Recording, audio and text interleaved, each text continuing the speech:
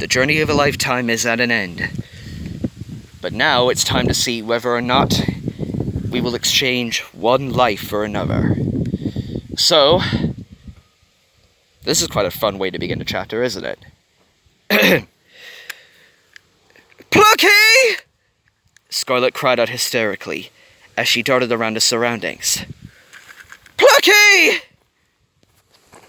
When the dawn had come, she found that she was alone. Plucky had vanished as if into thin air. No trace, no sign, no scent. Her cries and frantic rushing around had abruptly woken the rest of the group. As Dash had feared as she sleepily rose to her feet, the young vixen was distraught. Her mate had gone, just disappeared during the night without a word. "What is it? What's wrong?" Perry asked as he flew down from the tree canopy. "He's gone!" Scarlet cried again, this time with tears in her eyes. "Plucky's gone!" "What do you mean, gone?" Bolt wondered anxiously. "He's just disappeared! I've no idea where!" Scarlet sobbed. "I can't even find his scent!" Of course, Dash knew where he had gone, but Plucky had given her no specific location. She had to keep quiet, though, and was forced to lie to all of them. She almost wished Plucky had gone without telling her, but then she knew that she would be as worried as Scarlet and the rest of the group. Dash felt like it was her job to comfort Scarlet. "Scarlet, don't worry. I'm sure he's fine." "I can go look for him," Perry spurted out. "My wing is well enough, and I can easily see from up there." Dash couldn't think of any reasonable reason to tell him not to, so Perry took off swiftly. They watched him go as he got up to speed and altitude before his jet-black feathers could no longer be seen in the bright orange dawn sky. Perry the peregrine falcon to the rescue, ladies and gentlemen. "Well, wherever he is, Plucky would want us to go on," Dash announced glumly. "I agree," Bolt stated. Scarlet gave a small disheartened nod, still losing tears. Woody and Jester too nodded without a word. They seemed quite befuddled by the whole situation, and they were still half asleep, so decided to stay quiet.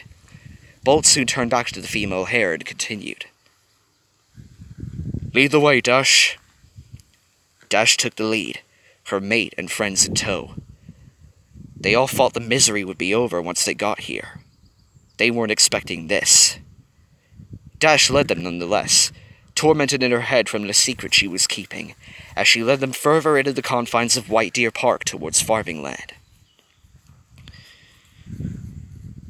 As the sun rose higher, Plucky was once again outside the boundaries of the park. It was now another bright spring morning. So it isn't summer yet, I see. But the sky was draped in streaks of pink clouds, and the singular blades of grass covered in morning dew. The red fox soon caught the scent of the group of gray foxes, so he went cautiously. Plucky was then brought to a stop in the clearing of a small wood. A gray fox stood at the opposite end of this clearing, but Plucky didn't recognize this one. He was clearly older than him, but Plucky meant no harm. He had come only to talk. He then realized this older gray fox wasn't the only one in the clearing. Two others were closing slowly on Plucky from behind him. One was a young vixen, but the other Plucky recognized. It was Tyrion, Ceasar's son, and clearly, Tyrion wasn't pleased to see him. "You've got a lot of nerve showing yourself around here," Tyrion snarled at Plucky. "I have a right to walk this land just as much as you do," Plucky retorted. "What I meant was showing your face around us gray foxes. One of our own is dead because of you," Tyrion scowled. Plucky knew full well that Tyrion was referring to the young fox that had followed him across the motorway, and was killed by a car. That naive fool followed me across the road with no regard for his own safety. That fault is not mine. "Well, you'll know it's your fault once I'm finished with you!" Tyrion posed to lunge at him, Plucky ready to do what was necessary to defend himself, but the brawl was halted before it even began. "Heel, Tyrion!" the older grey fox called to him, walking over from the opposite of the glade. Tyrion huffed with frustration and stayed silent. The older grey fox continued to talk. "He's come to us on good terms." He then turned to Plucky. "State your business." "My business is with Ceasar, and Ceasar alone," Plucky stated clearly. Looks were shared between the 3 grey foxes surrounding Plucky, and soon the older one spoke to him again. "Very well. We will take you to him." Plucky was led away as if he was a prisoner. Tyrion went in front, leading the group, while the elder fox and the young vixen covered both his flanks.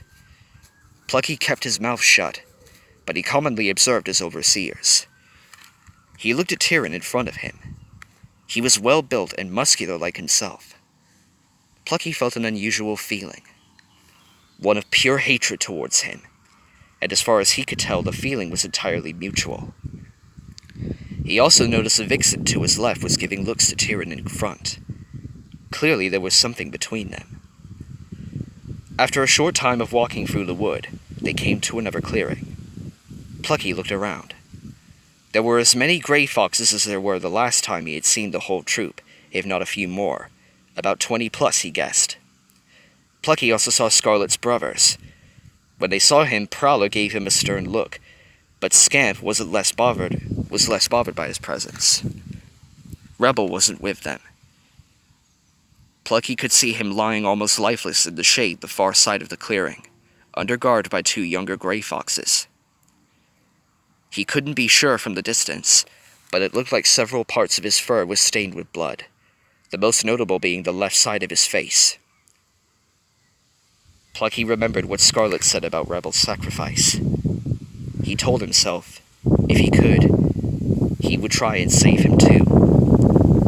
At the center of the clearing, Ceasar was sat up, facing away, talking to several of the elder foxes of the troop. The older fox by Plucky's side soon went up to him and spoke quietly to Ceasar, who then turned to look at Plucky. There was no emotion on his face, and with a quick word to his fellow conversers, they went their own way, and Ceasar began a slow stroll over to the black-eared red fox. Plucky's other overseers, Tyrion and the young grey vixen, left him alone as Ceasar approached. Plucky's presence had been made known.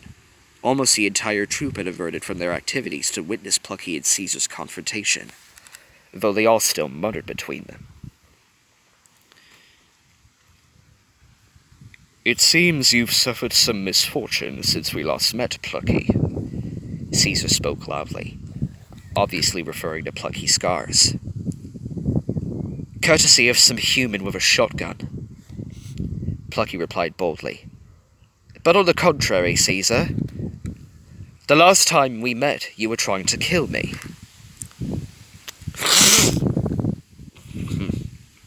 "You can't really call that a meeting, though, can you?" Ceasar almost joked. He then continued clearly. "My second-in-command tells me you have a business proposition that only I am to be a part of.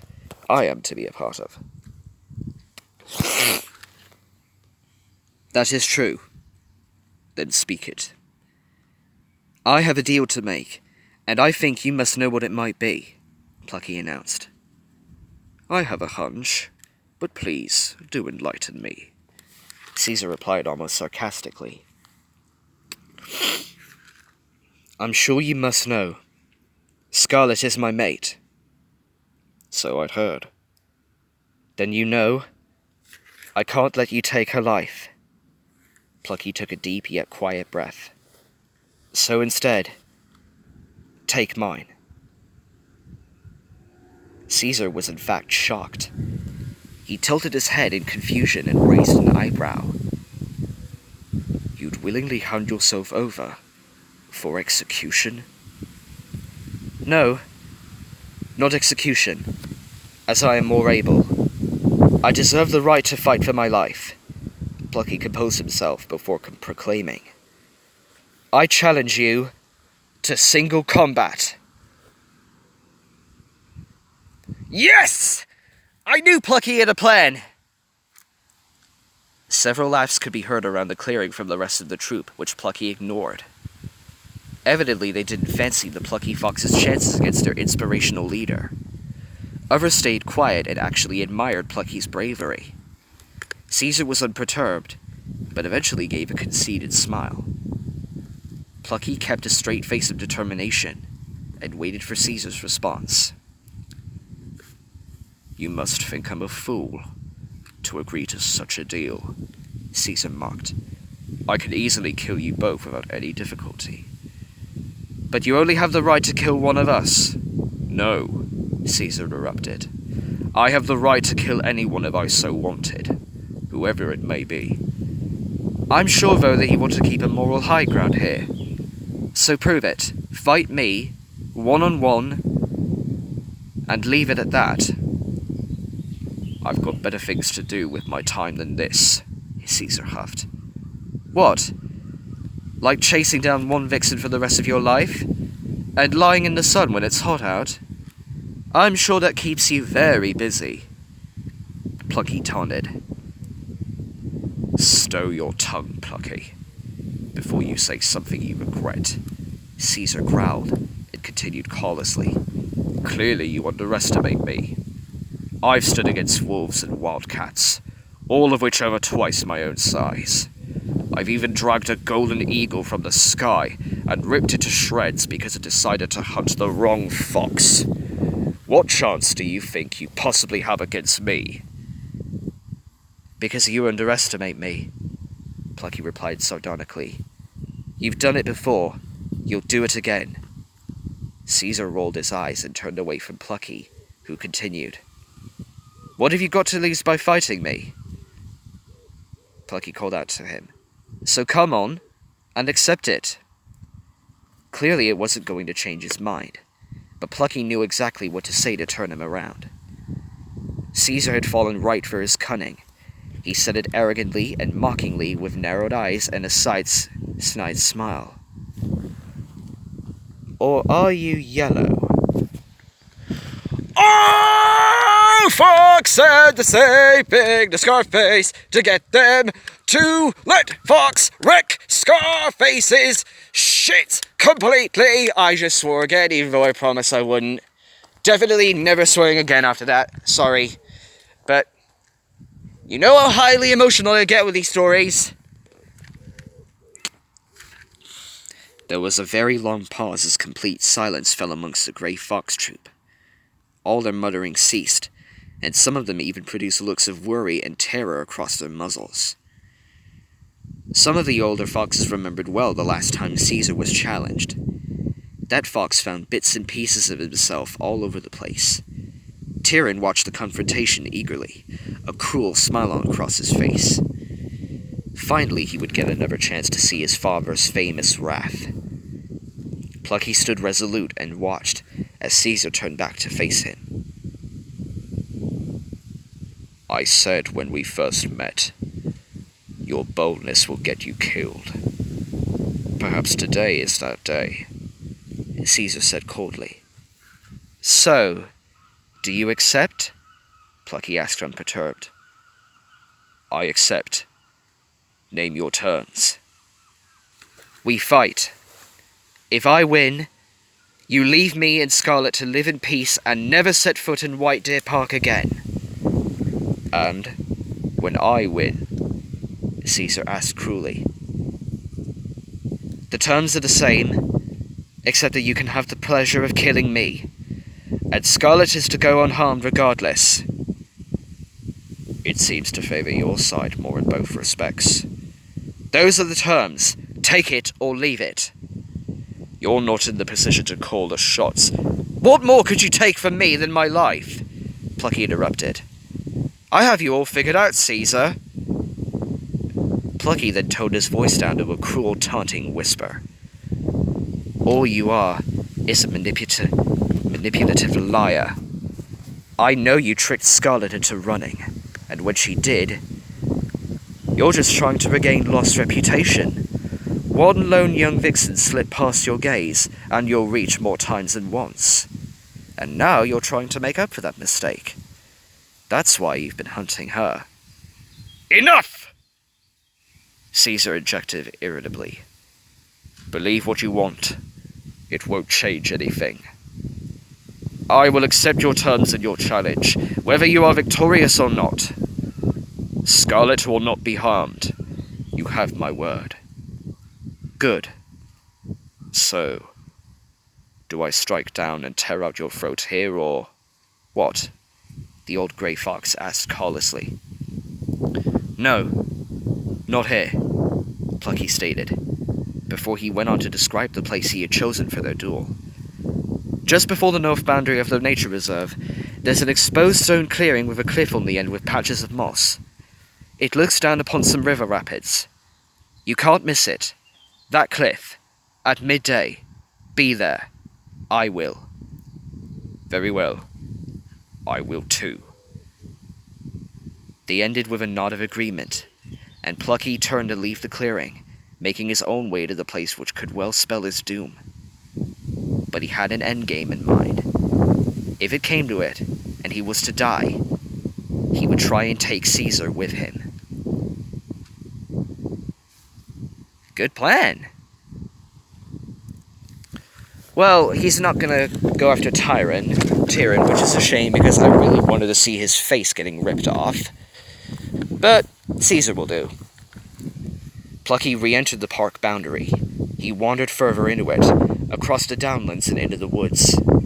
He wanted to at least say hello to the rest of his family, particularly his mother, Whisper.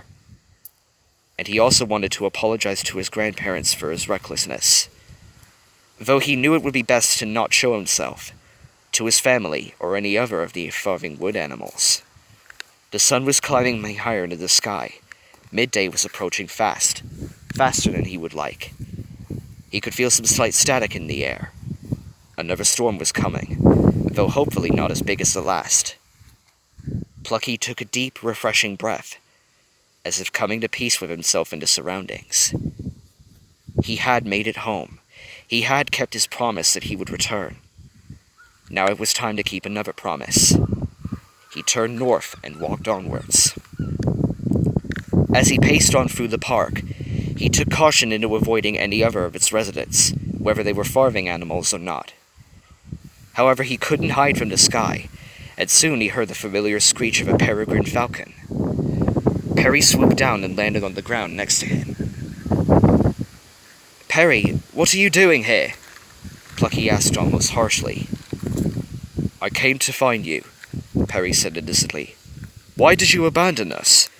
You know Scarlet's distraught. You just disappeared without a trace.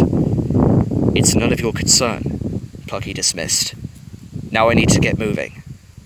Moving to where? Plucky, just tell me, or I'll tell Scarlet where you are, Perry almost threatened him. No, you can't tell her where I am, Plucky snapped. Why not? She's your mate, she's carrying your cubs, and she deserves to know, Perry snapped back. Why are you trying to leave her? Plucky caved in, knowing that Perry would not be moved. If you really must know, but you can't tell her. No promises. Perry, Plucky moaned. Just tell me, Perry said vehemently. Fine. I went to the Grey Foxes and made a deal with Ceasar. I'm exchanging my life for Scarlet's, Plucky explained. What? Perry shouted in shock. There must be another way. I've already been through this with Dash, Plucky grumbled, but realized Perry's tilted head of confusion, so Plucky explained. I made her promise not to tell anyone. He then continued forlornly. There is no other way, Perry. No, there is always another way, Perry interrupted forcefully. No, there isn't, Plucky replied cogently. I've already been racking through my brain for ages to think of any other option. This is the only one. Plucky, I might have only met you 3 months ago, but this goes against every impression I have of you. What do you mean? This whole deal. It's not you. Well, it is heroic. This is coming from the same fox who led us hundreds of miles across the country through a damn city. And through the harshest of elements, and kept us all in good spirits, and kept us all alive. For God's sake! You've even been shot by a human, you're still standing! You might think me as the one who kept everyone safe and pointed the right direction. But it wasn't me. You was obviously doing that perfectly fine before I joined you. It was you! You who kept us safe. You who kept us inspired. And without you, we probably wouldn't have made it here. And now, you're just giving up? Someone give Perry a gold star. From the flightless falcon, to the brave falcon, back to the flightless falcon, back to the flying falcon, to the falcon of grand words. 14 Sleepyhead 09, Perry is now my favorite character in the entirety of the story. If you ever decide to make fan art of these characters or just do some sketches, please do one of Perry so I can have a good look at it. And one of my favorite characters of all time in this story. I'm not giving up. Me and Ceasar are going to duel.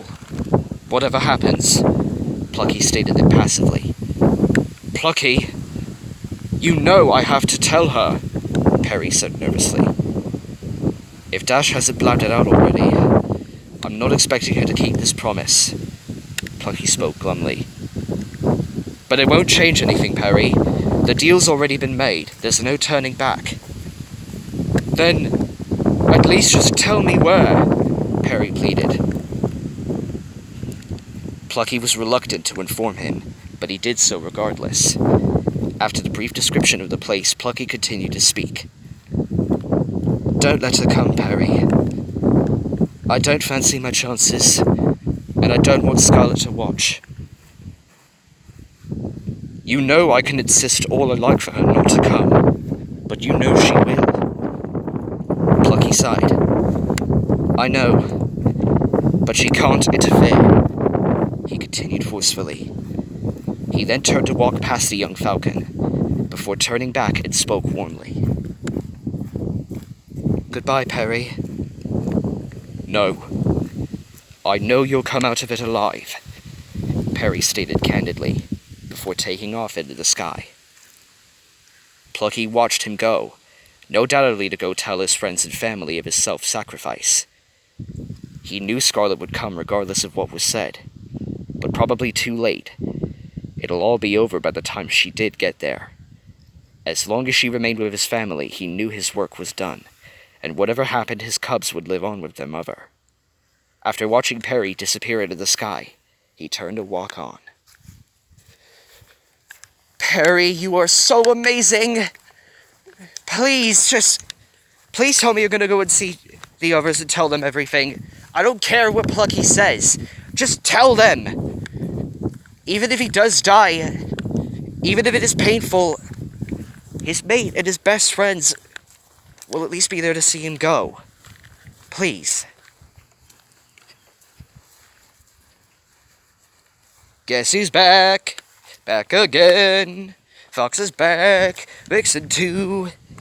As the spring morning grew warmer, the Farthing Wood fox and Vixen lay outside their earth, enjoying the first few days of a less wet part of the new spring, despite that both of them could feel the coming storm. This was to be the fourth spring they would experience in White Deer Park since arriving. What neither Fox nor Vixen knew was they were about to be a bit interrupted by a passing speeding brown hare. Was that? Fox muttered to his mate in disbelief. I think it was, Vixen said, lifting her head up. Dash? Fox called out to the hare with surprise. It's been so long since I've done the voices for Fox and Vixen. They were even more surprised when Dash's voice didn't come from the hare they were looking at.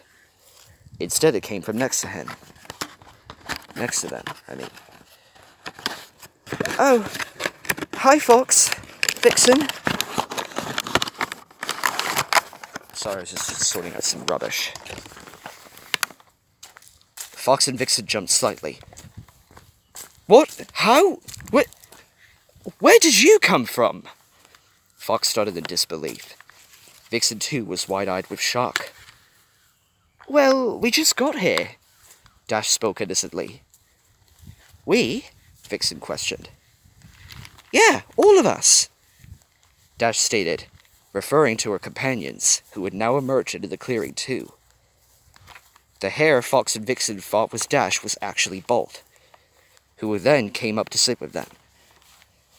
Woody and Jester had just arrived too, and Scarlet, lagging behind, trundled slowly into the hollow with her head down. She was still upset. Dash proceeded with the necessary introductions, starting with Bolt, declaring that she and he were mates. She then went on to introduce Woody, Jester, and Scarlet to Fox and Vixen, but also mentioned that another companion was currently elsewhere, that companion being Perry. They were almost intimidated by Fox considering who he was. The famous Fox from Farthing Wood, the living legend they each knew from the story they had been told. Dash finished the introductions with Scarlet, establishing that she was Plucky's mate. Plucky's mate, eh? Fox gave a sly smile. Well, that's wonderful. It must run in the family, Vixen smiled warmly. The conversation was about to inevitably divert to where Plucky was, but they were suddenly interrupted by the appearance of another fox. Dash! Whisper called out to the hare. Whisper!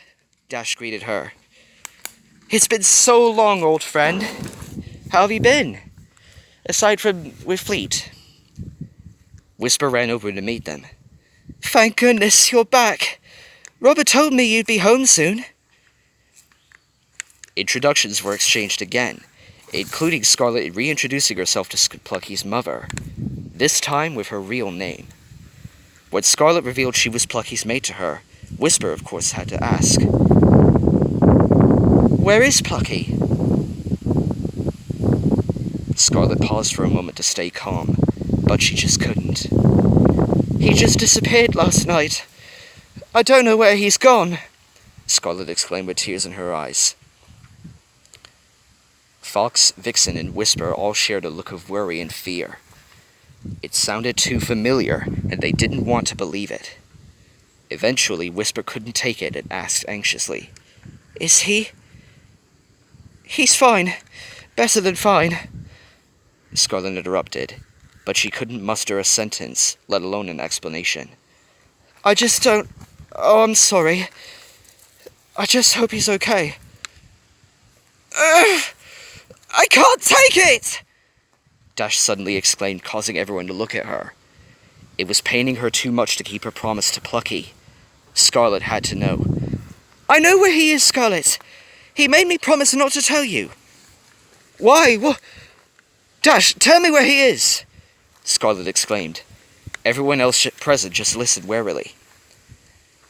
He went to meet those grey foxes, and bargain for your life, Dash stuttered nervously, by sacrificing his own. Oh no. No, Scarlet muttered. Her latest and most terrible fear had come true. I was afraid this would happen. It was just then that Perry landed lopsided on the ground behind Scarlet. Everyone's attention turned to the landed falcon. I found him, Perry said, catching his breath. Where is he? Scarlet almost screamed at him. Perry didn't intend to lie, but he also didn't intend to break it softly. You can't go, Scarlet. Plucky's already made the deal. He and Ceasar are going to fight. But Ceasar will kill him! Where is he? Perry described the place Plucky had described to him as the arena for the duel. He said it word for word to be sure that the details were correct. I know that place, Fox announced. We can go, but... He paused. Scarlet, was it? He asked the young Vixen, to be sure he heard her name right. Scarlet nodded and Fox continued assertively. We can't interfere. Whatever deal Plucky has made, it will nullify it if we do. Everyone else stay here. Be careful, will you? Vixen said to him with worry, Vixen said to him softly as he stood up, but also with worry for their grandson. I'm coming too, Whisper injected cogently. Fox gave her a look of disapproval, but he could tell Whisper would hear none of it. Despite not being introduced directly yet, Perry said he would accompany them from the air. They left the others worrying in the clearing, Fox leading Scarlet and Whisper to the direction of the cliff. He was relieved that Plucky and Dash had returned to the park finally, but he had no idea what they were going to the arena to witness. Neither of them did. It looks like that the family's gonna have to get back together, but what about the others? Aren't they gonna come too? Come on, Dash! Just help him! It was now midday, but the sun had disappeared behind thick grey clouds. In the distance, a faint rumble of thunder could be heard. The storm was getting closer. Plucky emerged from the tree line onto the plateau. The grass soon thinned and became exposed stone. This was it. The arena. Ceasar was already there, sat on the edge of the cliff staring at the view from the top of it, while the rest of the grey foxes were placed around the edges of the clearing, but not all of them were there. The cliff wasn't very high, but was high enough for there to be a substantial view to look upon. It looked out beyond the park boundary. A mixture of wild and managed land was visible.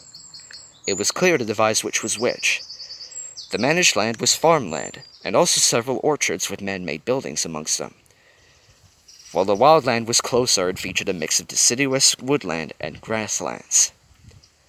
Plucky walked up with not a falter to his steps. The stone was cold under his paws, and the patches of moss soft and velvety.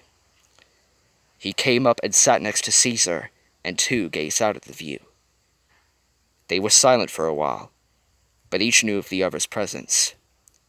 A cool wind crept up, ruffling the fur of the red and grey fox, and there was another rumble of thunder, the calm before the storm. I was beginning to think you wouldn't show. Ceasar spoke calmly. We had a deal, remember?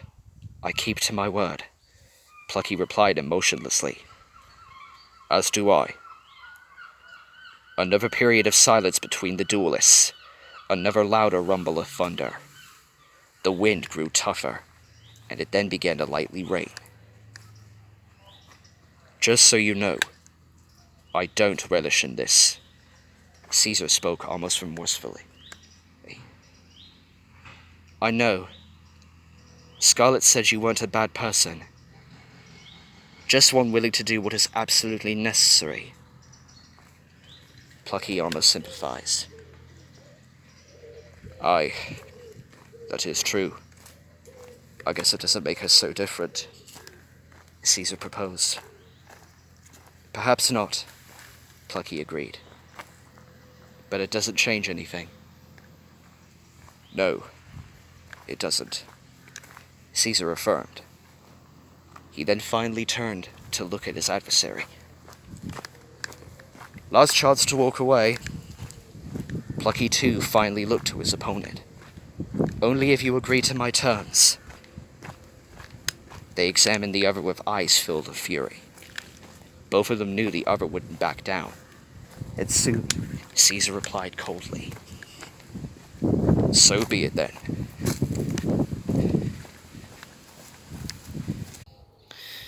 Plucky and Ceasar turned away from each other to get some space between them. The rain suddenly got heavier, the smooth bare rock getting wetter and slippery with every droplet. The white flash from the lightning illuminated the arena, and the rumble of the thunder getting louder with each passing moment. Some of the grey fox spectators leaned forward to watch the battle.